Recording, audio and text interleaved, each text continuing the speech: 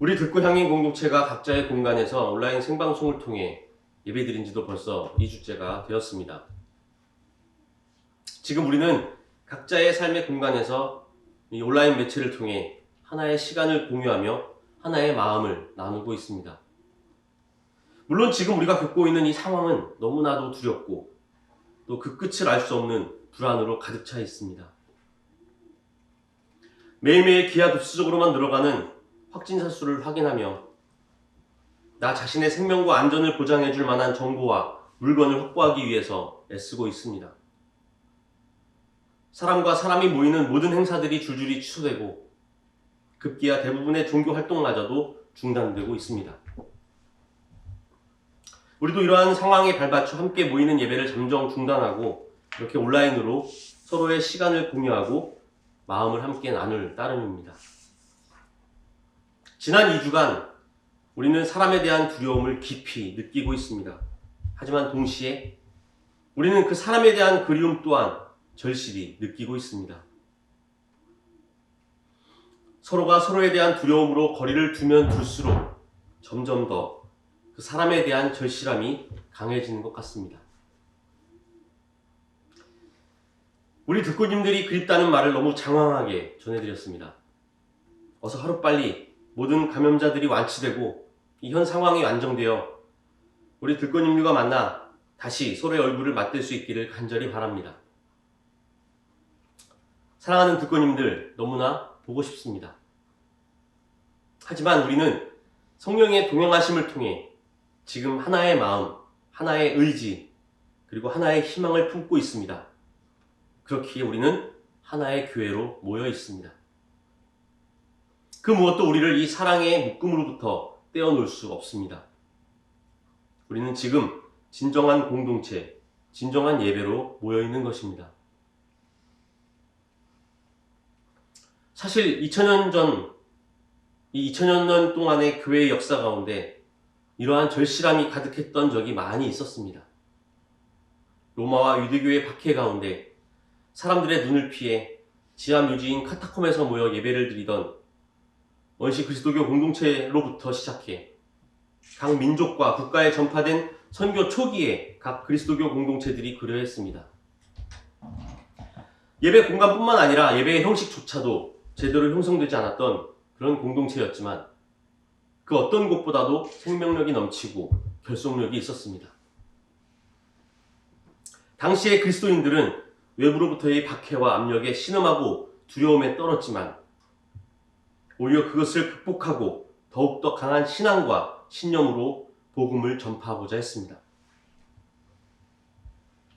밖으로부터 그리스도인, 예수쟁이라는 비아냥 섞인 말은 들었지만 한편으로는 내심 그 누구보다도 이타적이고 희생적인 삶을 사는 진실한 사람들로 여겨지기도 했습니다. 이러한 그리스도인들의 삶과 행동이 어쩌면 예수의 복음과 또 그것을 토대로 한 이 그리스도교 교회를 2000년이 지난 지금도 여전히 전 세계에 뿌리내리게 한 원동력이 아니었을까요?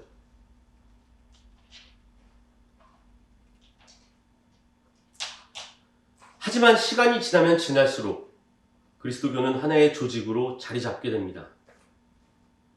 그리고 그 조직이라는 것을 유지하기 위해 여러 가지 규범과 질서를 필요로 하게 됩니다.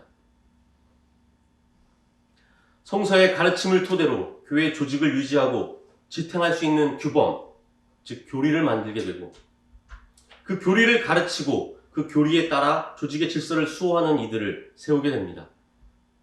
더 나아가 그 조직을 구성하기 위한 구심점으로서 건물을 또한 세우게 됩니다. 이제 그리스도교 공동체는 어엿한 질서와 직위, 규범, 그리고 그 모든 것들을 상징적으로 담아내는 건물을 갖게 됩니다. 사람과 사람이 함께 모여 예수 그리스도의 삶과 고난, 그 죽음의 의미를 기억하고 서로의 삶과 부활의 기쁜 소식을 함께 나누었던 그 소박한 공동체. 어떠한 공간의 제약을 받지 않고 예수 그리스도의 이름으로 어디에서나 어떤 형태로든 함께 모여 그 부활의 기쁜 소식을 확인하고 선포할 수 있었던 그 무형의 공동체가 이제 비로소 형식과 전통, 규범과 질서, 조직과 건물의 외형을 갖춘 교회가 된 것입니다. 교회는 하나의 조직으로 자신을 보호하기 위한 그리고 유지하기 위한 다양한 것들을 필요로 하기 시작합니다. 자신의 교리를 정당화하고 외부로부터의 공격에서 자신을 보호하기 위해 사상적 장벽을 세웁니다. 자신의 영역을 확보하고 또 보장받기 위해서 정치적 권력을 추구하게 됩니다. 자신의 재산과 권리를 수호하고 확장하기 위해서 경제적 기반을 필요로 하게 됩니다. 그리고 이 모든 것들을 담아내고 또 자신의 존재를 외부로부터 확인시키기 위해 물리적 성벽을 세우게 됩니다. 이렇듯 교회는 이 모든 것들을 하나하나 확보해 나가면서 이 땅의 뿌리를 깊이 내리게 됩니다. 점차 복잡하고 난해해지는 교리와 신학, 점차 위험있고 화려해지는 사제들과 교회, 점차 강력하고 근엄해지는 사제의 권위, 그리고 점차 엄숙해지고 거룩해지는 예배의 형식. 이 모든 것들을 매개로 교회는 점차 세속의 권력 위에서 자신의 존재를 뽐내게 됩니다. 이제 교회는 더 이상 두세 사람이 예수 그리스도의 이름으로 모인다고 되는 것이 아니게 됩니다. 오늘 함께 읽은 윤동주의 시처럼 우리의 힘으로는 결코 올라갈 수 없는 그 높은 첨탑이 되어버린 것입니다. 우리는 어느 순간 그 좁고 높은 첨탑에 갇혀 홀로 앉아있진 않은가요? 어느 순간 교회는 사람과 사람이 만나 그리스도의 삶을 나누고 그의 부활의 기쁨을 몸으로 살아가는 그런 곳이 아닌 언제 적이 쳐들어올지 몰라 세운 높은 감시탑이 있는 우리만의 안전지대, 나만의 구원의 방주가 되진 않았는지요. 지금 전 세계를 휩쓸고 있는 코로나19 바이러스의 이 사태는 이러한 교회의 허상을 완전히 무너뜨려 버렸습니다. 그동안 역청을 발라 견고하게 만들었던 방주가 더 이상 안전한 구원의 방주가 아님이 여실히 드러나고 만 것입니다. 오히려 그 안전하다고 여겼던 방주가 사실은 종교적 우월감, 이기적인 선민의식으로 치장된 화려한 무덤이었다는 사실이 지금 만천하에 드러나고 말았습니다. 그래서 그 무덤 안에 머물러 있으면 더 이상 안 된다는 것을 가만히 있지 말고 어서 빠져나와야 한다는 것을 지금 온 세상에 드러내고 있는 것입니다. 나는 어느 누구에게도 얽매이지 않은 자유로운 몸이지만 많은 사람을 얻으려고 스스로 모든 사람의 종이 되었습니다.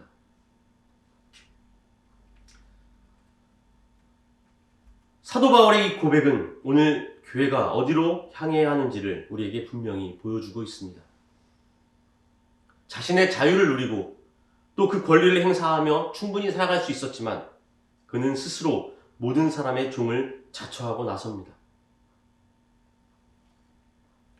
바울은 부활한 예수를 만나기 전 자신이 자부하는 종교적 의, 그 유대교의 규범에 충실하다는 자부심으로 구원을 얻을 수 있다라고 믿었습니다.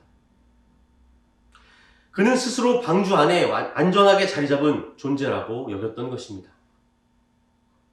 그 방주 안에서 그저 자신의 욕망을 채우고 그 욕망에 충실하기만 한다면 된다고 여겼던 것입니다. 하지만 부활한 예수를 만난 후 그는 그곳이 결코 안전한 곳이 아니었다는 것을 깨달았습니다. 유대교의 규범, 그 종교적 성벽 밖에 존재하는 사람들과 함께 하지 않는 한 그곳은 결코 구원의 방주가 될 수 없다는 사실을 깨달은 것입니다.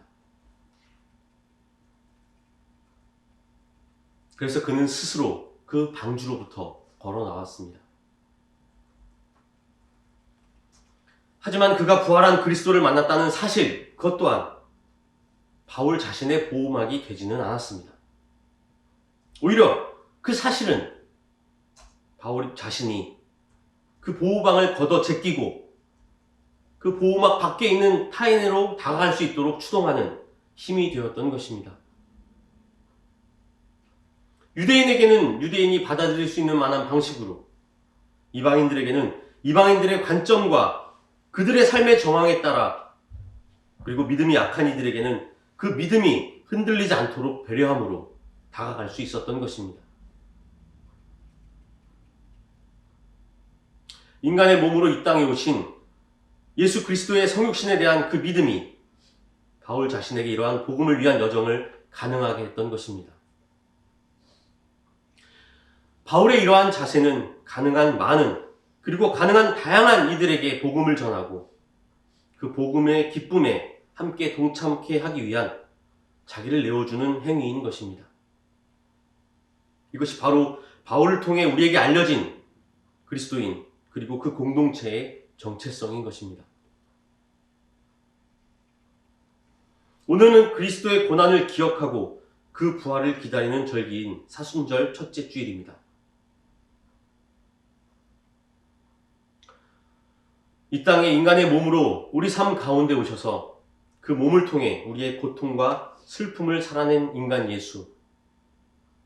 우리는 그의 고난의 끝이 결코 죽음의 절망이 아님을 기억하고 있습니다. 오히려 우리는 그의 고난과 죽음을 통해 그 현실 가운데 함께 하시는 하나님의 존재, 우리가 그 존재를 만남으로써 경험하는 부활의 기쁨을 알고 있습니다.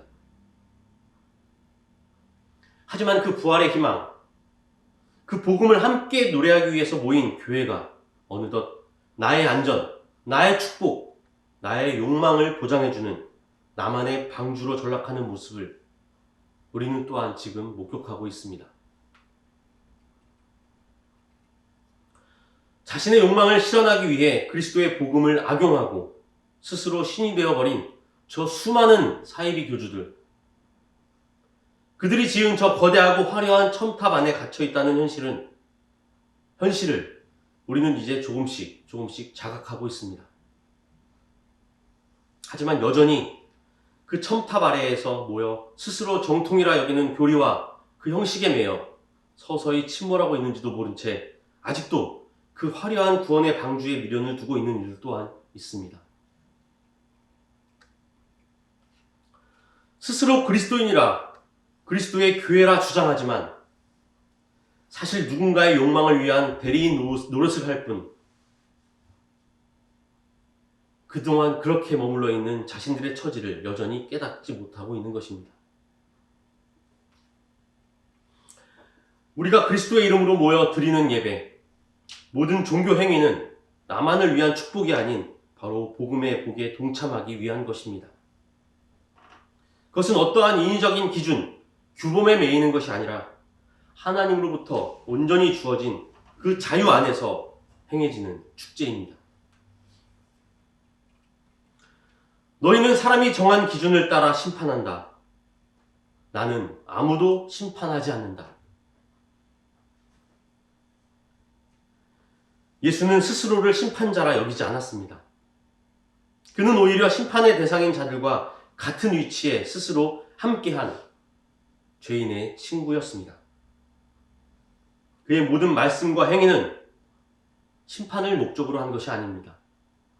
오히려 그것은 그가 친구 삼은 죄인들에게 진정한 자유를 선물하기 위한 목적을 갖고 있습니다.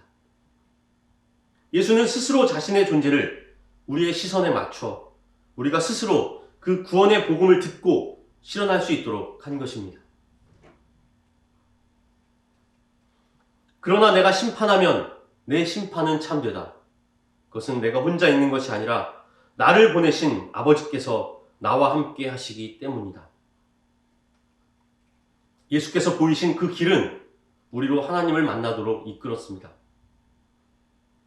그가 심판하진 않은 이유는 우리 모두가 그 하나님을 만나 우리 스스로를 심판하고 우리 스스로가 되돌이킬 수 있도록 한 것입니다. 그렇기 때문에 그는 항상 우리와 함께, 그리고 우리 가운데 우리와 같은 위치에 계신 것입니다. 우리가 꿈꾸는 교회, 우리가 꿈꾸는 공동체는 무엇입니까? 그것은 바로 복음의 복을 함께 누리는 공동체입니다. 그리고 복음의 복은 바로 우리가 누리고 있는 그 부활의 기쁨을 누구에게나 함께 나눌 수 있는 자유입니다. 사도 바울의 고백처럼 예수께서는 우리의 약함을 위해 스스로 약해지시고 우리의 고통을 위해 함께 아파하셨습니다. 죽음의 공포와 삶의 무게에 짓눌린 우리의 모습, 그 모습 그대로 우리와 함께 하셨습니다. 이것이 바로 그리스도 복음의 본질입니다. 거룩과 분리가 아닌